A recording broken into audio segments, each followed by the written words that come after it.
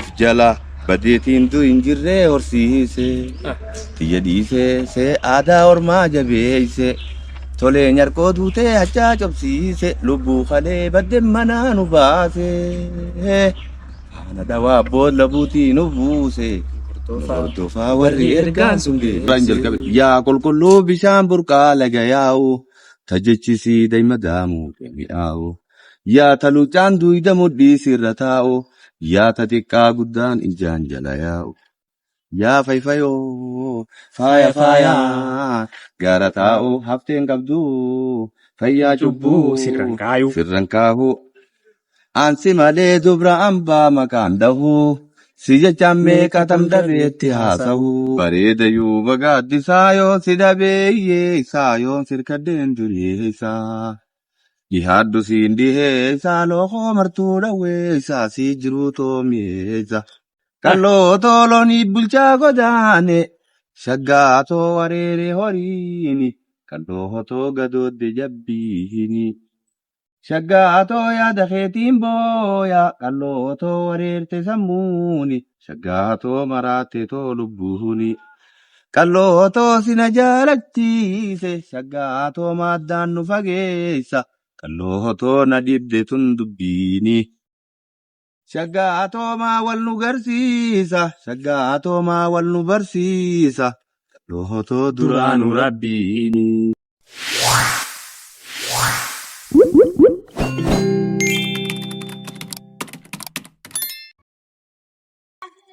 Yooyyaa akkam jirtan hordoftoota Firaamiidiyaa. Firaamiidiyaan akkuma isin beektan yeroo hunda namoota jajjaboo hawaasni kun qabu ta'anii namoota jireenya hawaasummaa kanaan ija hawaasaa duraa badan keessattuu yeroo dheeraadhaaf hojii aartiitii fi hojiilee garaagaraa qabsoo keessattis gahee gurguddaa taphatanii yeroodhaaf ammoo ija hawaasaa duraa badan fidee ni jira namni keessan jabaan kun ni jira jee isii wajjin wal barsiisuu argama. Arras bu'uuruma saniin wallisaa dheeraa hangafticha abbaa kaastoota hedduu abbaa albamoota fi walleeleewwan hedduu abbaa sagalee kiiloolee wallisaa Muhammad Adam qabateeti kan argame. Kanaafuu turtiin keenya kanarraa turtii bareedaa wallisaa Muhammad Adam wajjin seenaa isaati irratti kan xiyyeeffate turtii addaa isaan wajjin kan goonuudha. Mee artistii Muhammad Adam dura baga nagaan dhufte. Baga nagaan nu eegdan. Ayyee. Baga nagaan nu eegdan. Nagaami. Nagaa fayyaadha.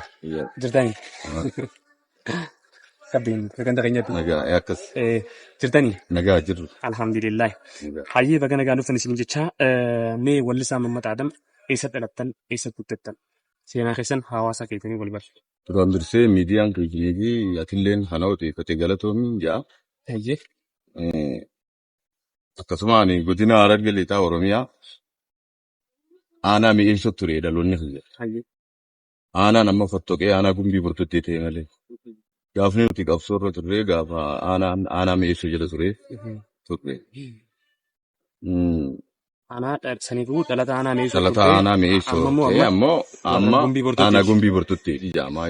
Warra gammoojjii jechuudha. Warra gammoojjii horsiisee bulaadha. Warri gammoojjii horsiisee bulaa kun hundinuu jajjabaadha. Hayyee gaamee nuti isin beekna duraan irraa akkamitti yeroo sanitti yeroo ulfaata san keessa yeroo isin wallisaa turtanii haala kamiin imala aartiitti dabalamtan imalli aartii keessanii akkam ture? Imalli aartii kun kan geeraraa na dhufe karaa geeraraatiin na dhufe malee aartiitti hibaa jechuun kennaa waaqayyoo biraa guyyaa keessaa naa kennamte malee waaniin waliin uumamee miti waaniin ijoollummaadhaan qabuun ijoollummaa kiyyaan waniin an sochoosaa ture taphaan guddaddaa waa hedduu wayiin lallaaluu guddadha. Kanaa amma immoo ifaan guddadhee ijoollummaa tiyya san weeraraa daangaa Oromiyaa irratti taa'aa ture. Nu irrattis taa'aa ture. Yeroo san jechuudha. Sirnaa dabre san keessatti jechuudha. Ilma abbaan dallaa warraan darbee naan jedhanii gandatti nutti horiyee diinni dhaabboon odoo naan fiiguu dallaa warraan na darbee achi deebi'ee lafaan fuudhee naan deeme. Achumarraa iyyansa baqataa qubataa kana dhagaa turre dhugaan yeroo guddadde immoo qawwee fuune irra dhoowwuu jalqabne. Dhugaa lola kana. Qabsoo hidhannoodha jechuudha. geerara jalqabe. Mee geerarsoota yeroo sanii ni yaadatta? Ni Mee waan yaadadha. jettee gaafa san geerattee faarraa mee waan tokko nuu jenni. Yaa hattuu gaadee hatu eessumaaf gaada kaatee harka kee hanna bariif dooluun sossoo'u kaate. Lammiin too walii galtee ta durirraa milkooyte ta dur qabeenya saamtee hartisaa duwwaa taate. Abbee waasii odeessee haatee siidhaamuun ooltu lammii maqaan Oromoo seenaan dhagayuun dhabdu lammii eeboo gaachinaan farda yaabbattee dultu ta abbootiin tee jalaa dheefaa boolla dhokattee bultu wallaaltu naasii maaririmee boolla bultu ta sodaa Oromoodhaa dooyaa kubbuyyaa ooltu. Aananoon aanna yaate Huseen galaana yaate indiin abbaa biddeena baala quufnaan walaat Oromoo yoo walii galte haayyorra yoo waltaat yaa Oromoo Oromiyaan daa'immata liila yaate Oromiyaan biyyati biiti biyyaa oliit Oromooni sabaqii sabni sabaa oliit foonfoonii fi gabroomsu namni namaa gadiiti. Tokko taanee haa buqqifnu farreen gufuu biyyaati. As keessa waatu jira. Waan ajaa'ibaa jira. Goota gateessa namaa agartuu isaa diddiiga. Luyna dabeessa namaa fincaanii faanarra fiiga. Mana dabeessi ijaare ririmaa dhaaba diiga. Ooyiruu abbaan iyya isaa buraanaa keessa fiiga. Mana abbaa ijaarratee waan keessa galu beeka. Bobba abbaa warraatii kara bobbaatu beeka. Lukkuun afjuun raftu firii malee hin gartu risaa gaaduu hin gartu qaaq jechuun hin fattu gadeen gara qoftu mugaatiin hin fattu raftu namaan kaatu waan dabiree yaadatu waan dhufaan hubattu udeen kee yaaltu boombiin udaan tun hattuun beerga yoo takka fuutee lamaan sadii irra hidhaatu foon foonii fi nyaatu daagaaf lubbuun feetu daangaaf du'uun feetu jara akkasiisan irbuun Oromoota isaan haa waraabtu Hassan Abrahiim Wadaay Elemoo Khashu wanni abbaan qaalees dhagaanurra. Hassan Abrahiim kun Elemoo gudduuti. Elemoo gudduuti. Maqaa Elemoo gudduuti. As keessatti biiflee goota hunda argaa jirra. Mee sirboota kan kee keessaa sirba hedduu jaallattu. Mee fedhinnaa keetiin tokko irra nuufsa. Sirbi xiyyaa. Sirbi ergaa if keessaa qaba. Ergaa inni if keessaa qabuutu akka jaallattu si godha. Sirbichi ani ilmaanuma ijuma naa mirgaati ija naa bitaati. Hundinuu jechuudha. Bakka jirruun wallaalee ol qabee gaqqabee ta'an baacinaa qabee.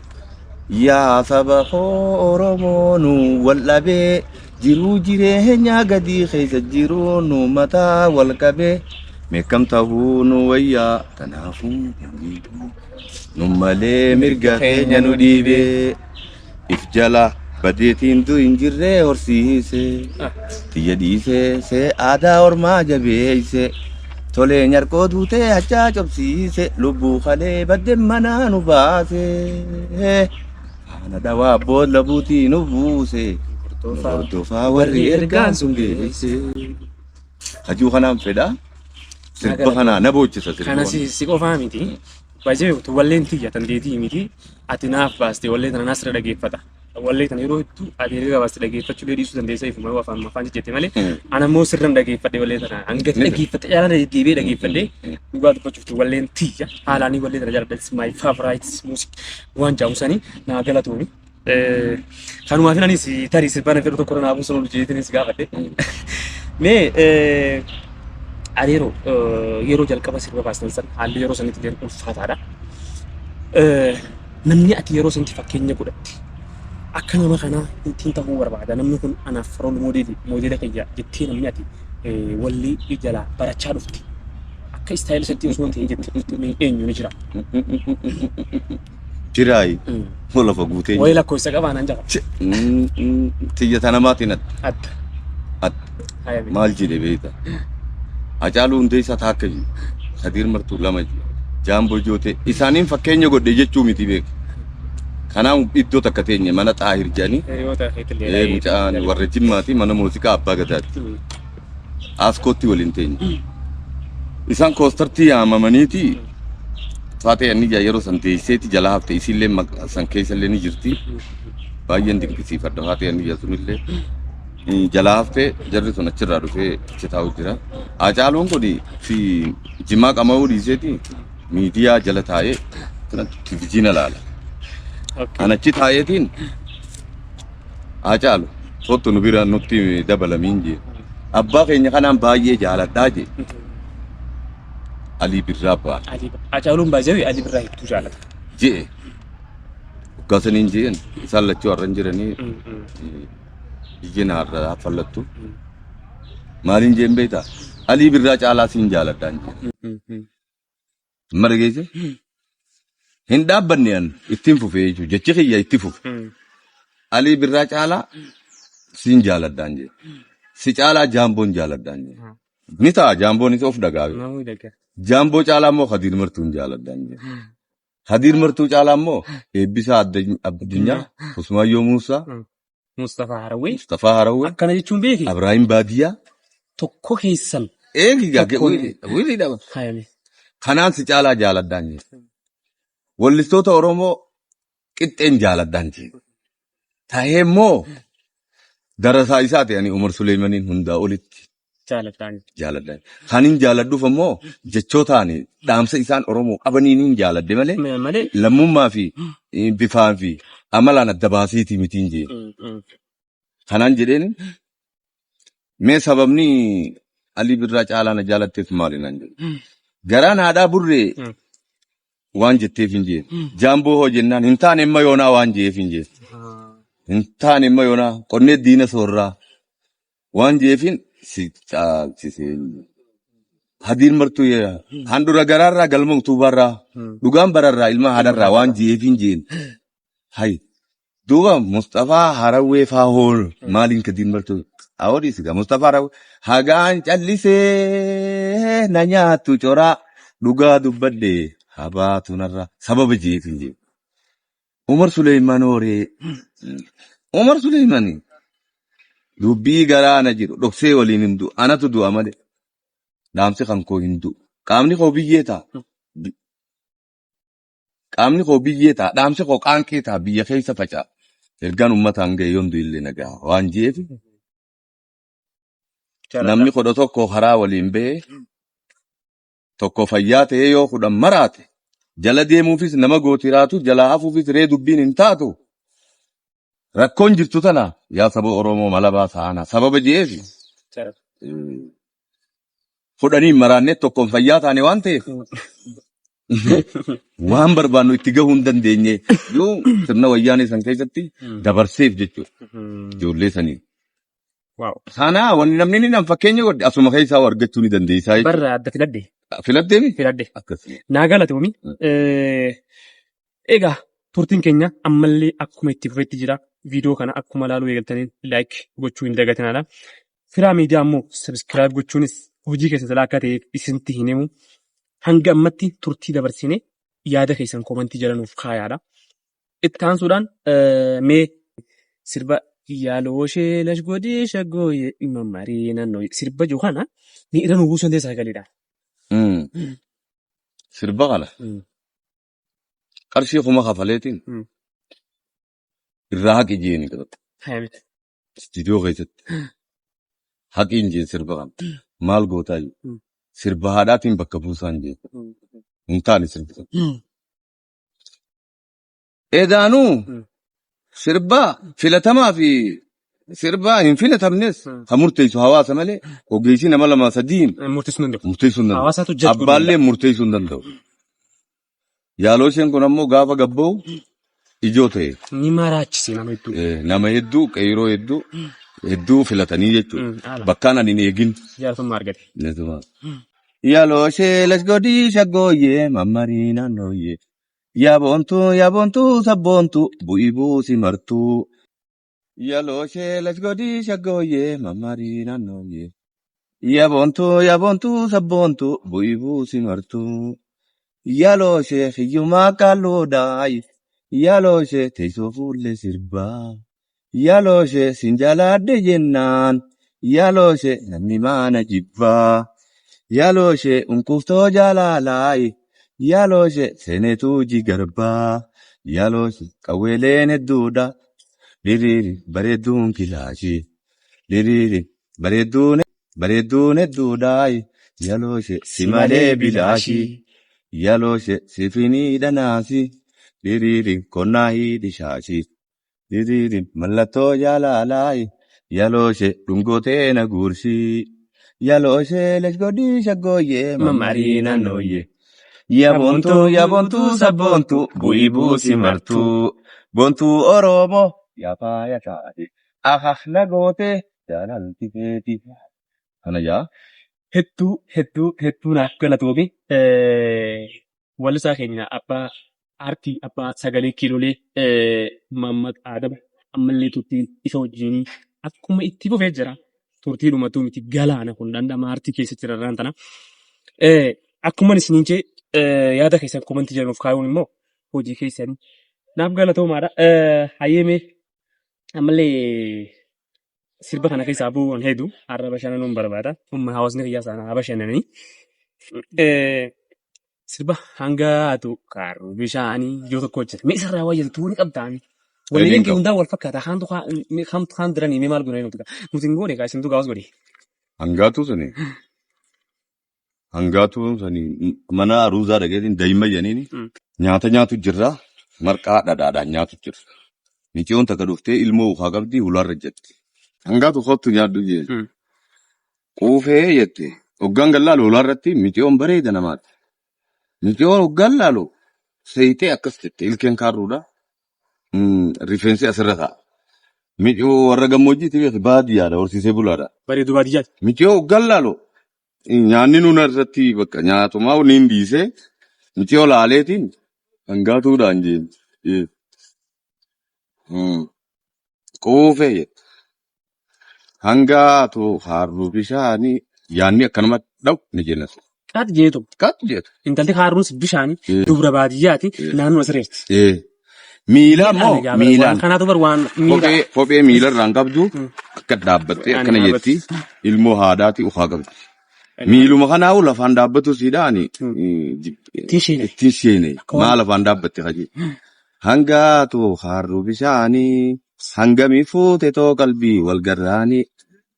Bakka malee na dooytatee jaalaltinii hotu naanaa sahiidhattiin deemini jaanii.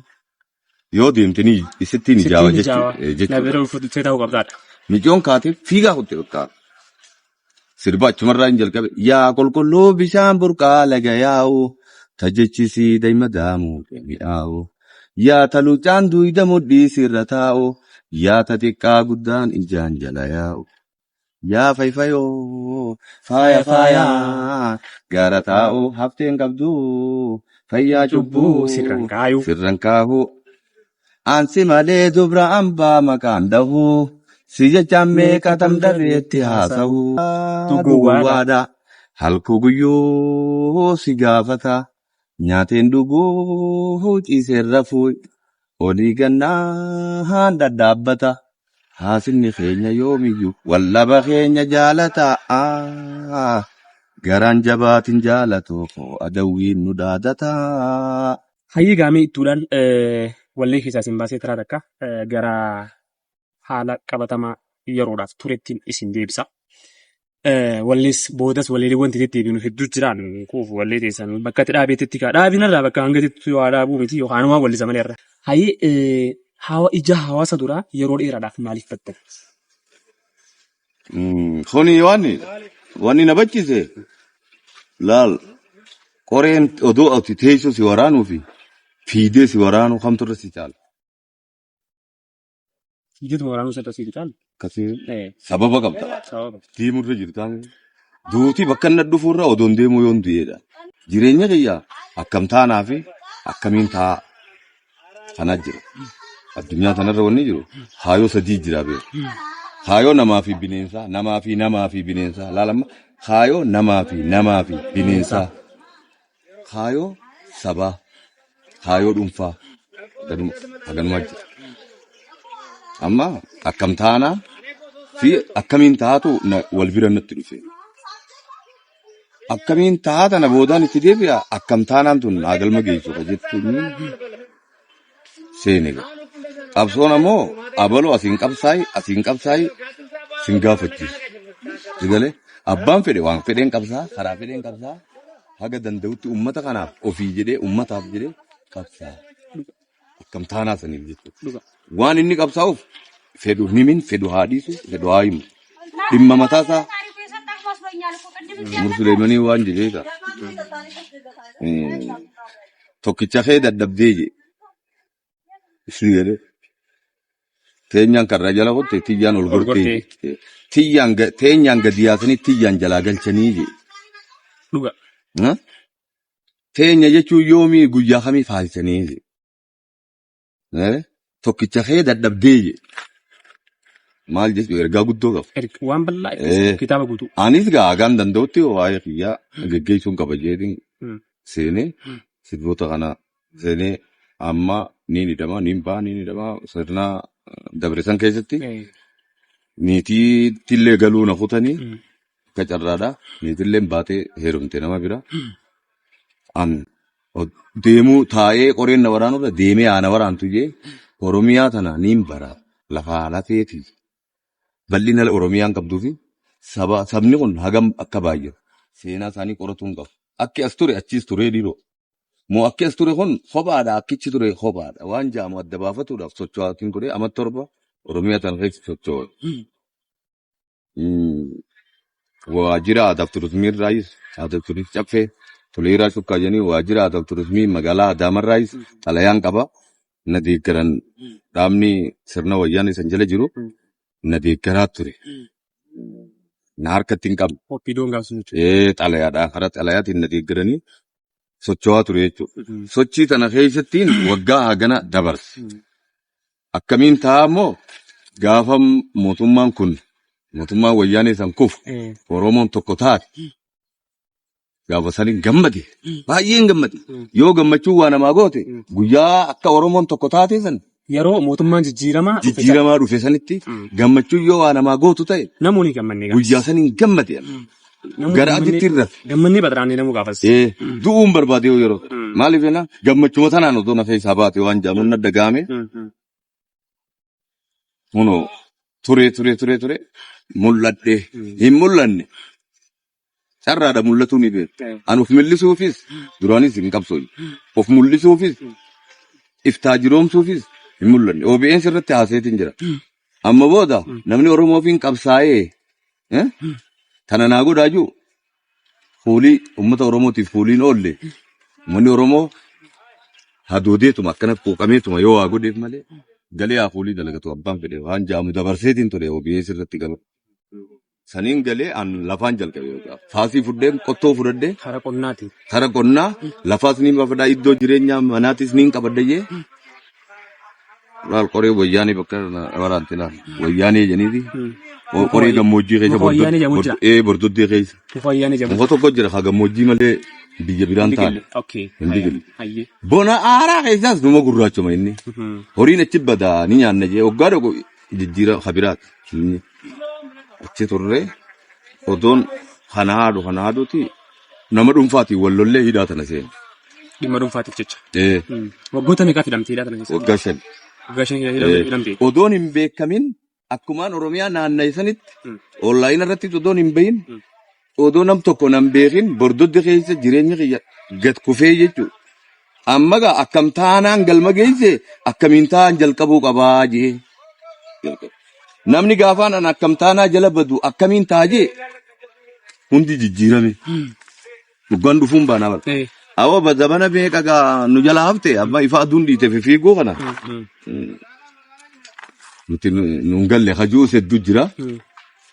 Haa ta'u hin jeen jireenya addunyaa silaa irra turanii umrii dheeratanis numarraa galanii fooqii seenaan qabne jireenya seenaan qabne dalaguun bu'aa waan hin qabneef ani ittiin gammadaan jeen seenaan gaaf tokko qottee bakkaan ani itti awwaalame akka dhaloonni na fuudhu abdiin qabaan jeen naa miti abbuma fedheewu akkasiin ture dhugaan hidhamu hidhaa keessatti waan adda addaa rakkoo adda addaa ni miidhame rakkoo adda addaatiin.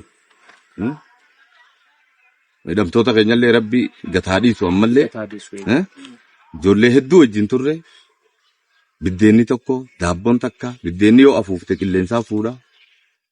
Waan itti jiraatamuu miti. Waan itti jiraatamuu miti.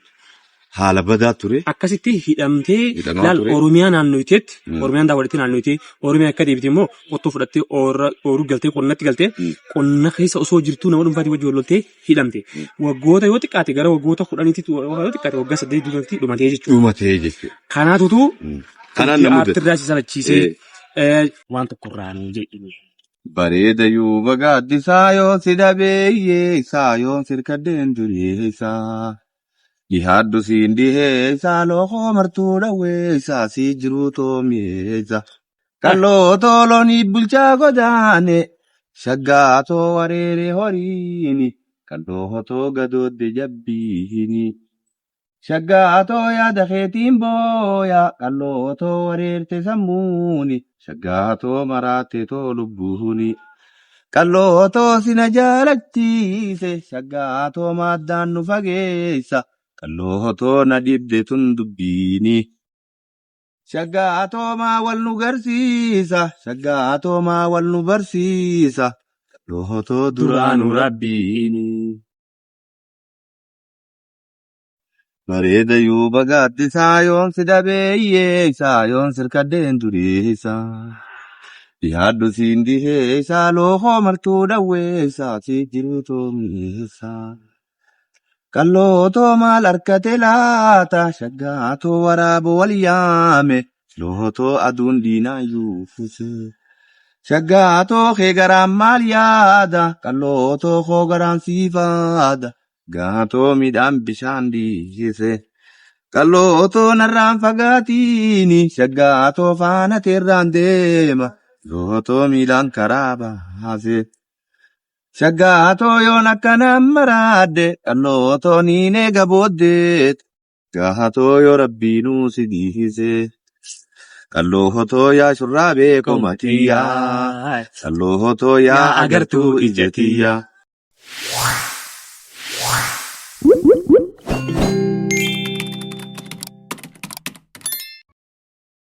Tole egaa turtiin wallisaa keenya jaalatamaa wallisaa Mammat Aadam wajjin taasifni haaluma gartan kana fakkaata.